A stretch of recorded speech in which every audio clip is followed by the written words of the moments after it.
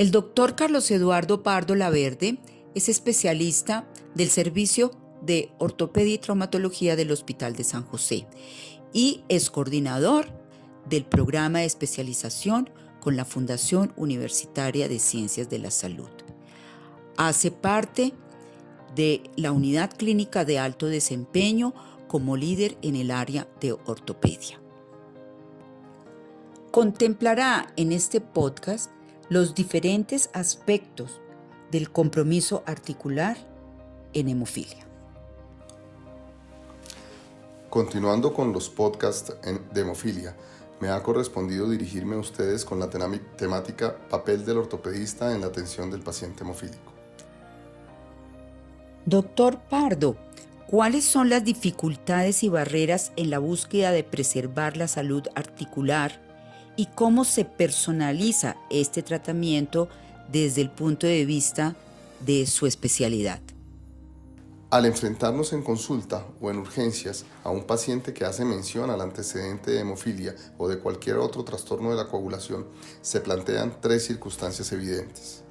La hemofilia, en general, no es una patología a la que en nuestra formación como médicos hubiéramos tenido la oportunidad de ver con regularidad. Es así como el conocimiento de la gran mayoría de profesionales no va más allá de un conocimiento somero, puramente teórico, y por lo tanto los cuestionamientos son múltiples en el momento de la consulta. Ese recuerdo sí tiene una realidad evidente y es el alto riesgo que representa cualquier intervención o procedimiento ante la posibilidad de sangrados mal controlados con riesgos de desenlace incluso y desafortunadamente letales. El otro recuerdo que viene a la memoria es el altísimo costo que representa para un sistema de salud y para el paciente el manejo farmacológico de suplencia que esto representa. Es así como estos cuestionamientos, interrogantes clínicos, alto riesgo y alto costo, la propuesta frecuente es la no realización de ningún manejo invasivo y con frecuencia el lamentable abandono terapéutico acompañado del gran temor que se induce a los pacientes al respecto, fundamentalmente por desconocimiento de la realidad actual.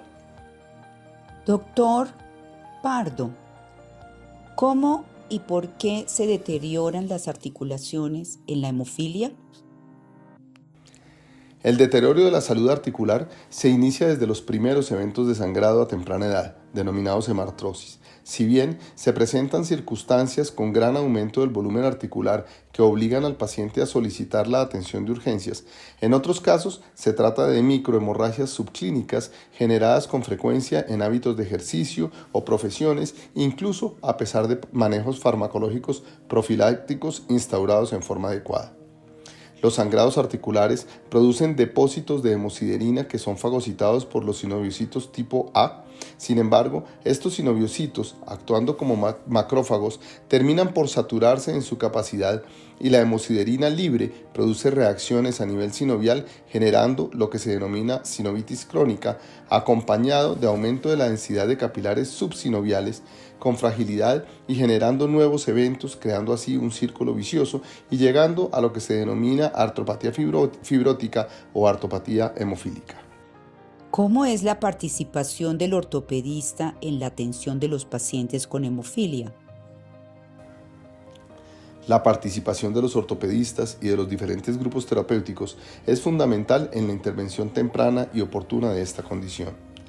En el contexto de un evento de sangrado y de la asistencia de un paciente al servicio de urgencias, es fundamental tener claro y diferenciar entre tres patologías o condiciones relacionadas: la hemartrosis por evento espontáneo o provocado, el aumento de volumen articular por sinovitis crónica y la artropatía sintomática.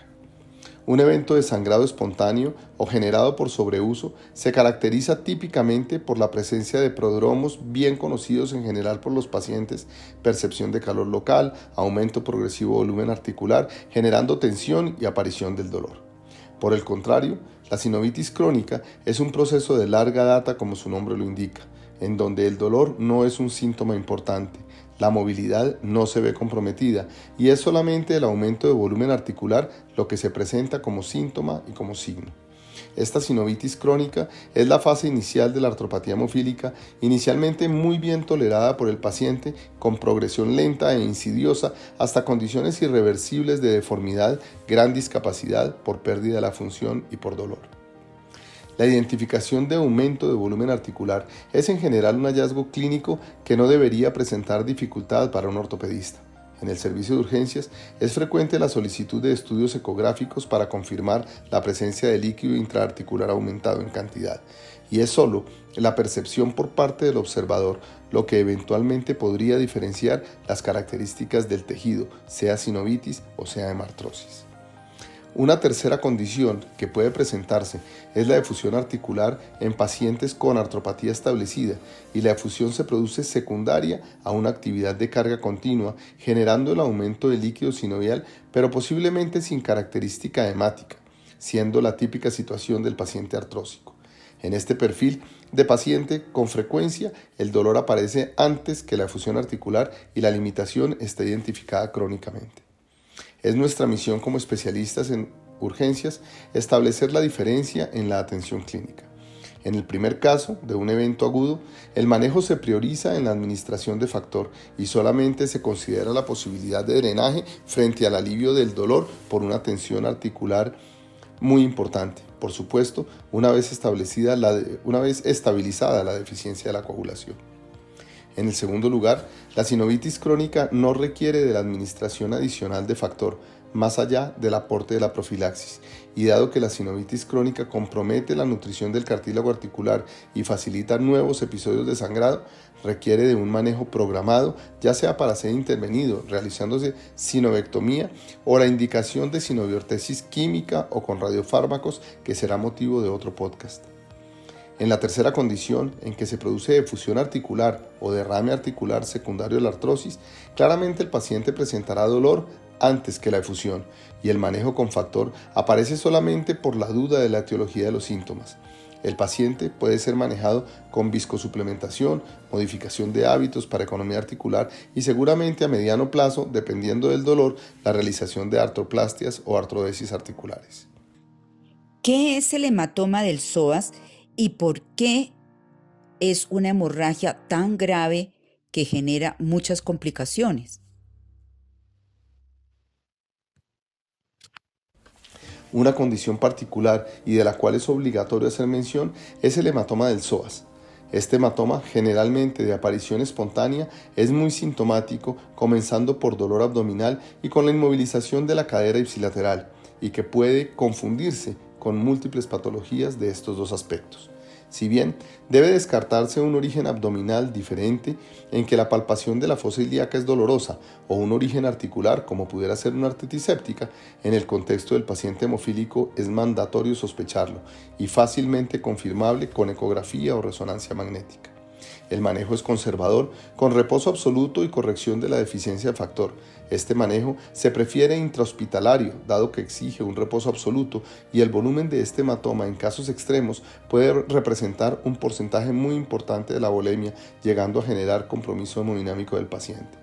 Se ha cuestionado la necesidad de drenaje de la colección en pacientes en quienes la presencia del hematoma genera compresión del nervio crural, con las correspondientes consecuencias funcionales en la movilidad del miembro inferior por deficiencia en la función del cuádriceps. Es así como el examen físico y la presencia de parestesias en cara anterointerna del muslo es un importante signo de alarma. Doctor Pardo, ¿cuáles son los escenarios en donde participa el ortopedista en la atención del paciente con hemofilia? Nuestro tercer tópico en el día de hoy es la salud articular.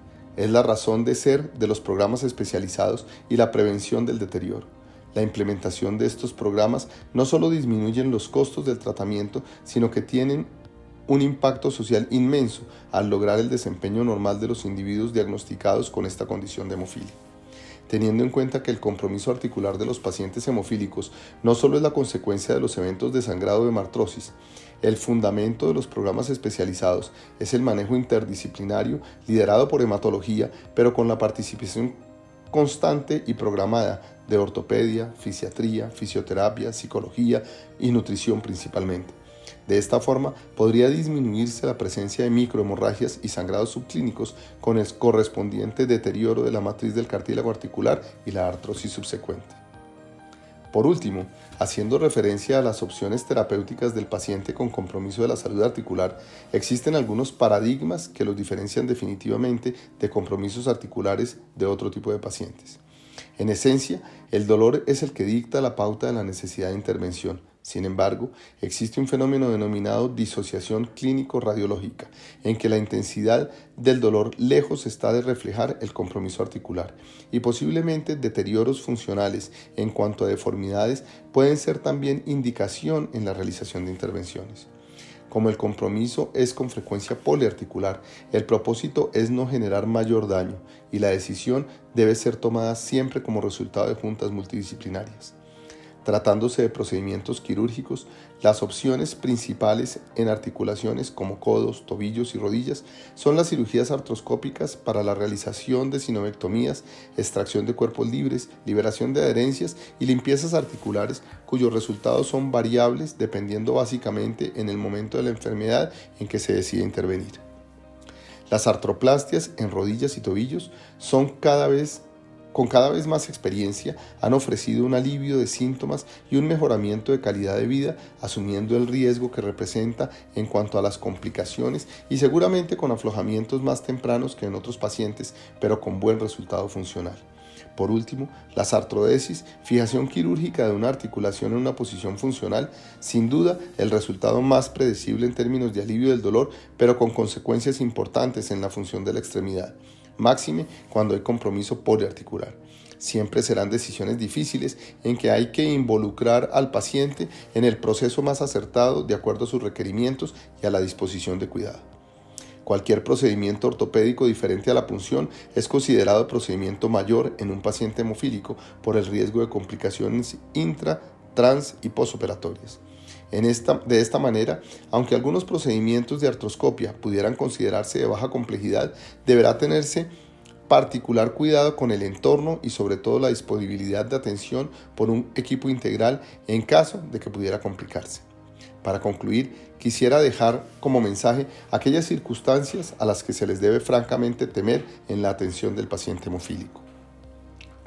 Primero, a no contar con el apoyo de un equipo de profesionales idóneos alrededor, no solo en lo que hace referencia a hematología, sino a todas las especialidades que pudieran verse involucradas, como clínica de dolor, anestesia, rehabilitación, fisioterapia, clínica de heridas, infectología, etc. En segundo lugar, a la aparición de inhibidores que no son más que autoanticuerpos, pero que ensombrecen notoriamente los posibles resultados funcionales. Tercero, a la presencia de comorbilidades tipo hepatitis C o VIH, cuya presencia en esta población está bastante por encima del promedio. Cuarto, a la aparición de pseudotumores por negligencia profesional en seguimiento o tratamiento. Con este mensaje doy por terminado este espacio virtual, agradezco su atención y hasta una próxima ocasión.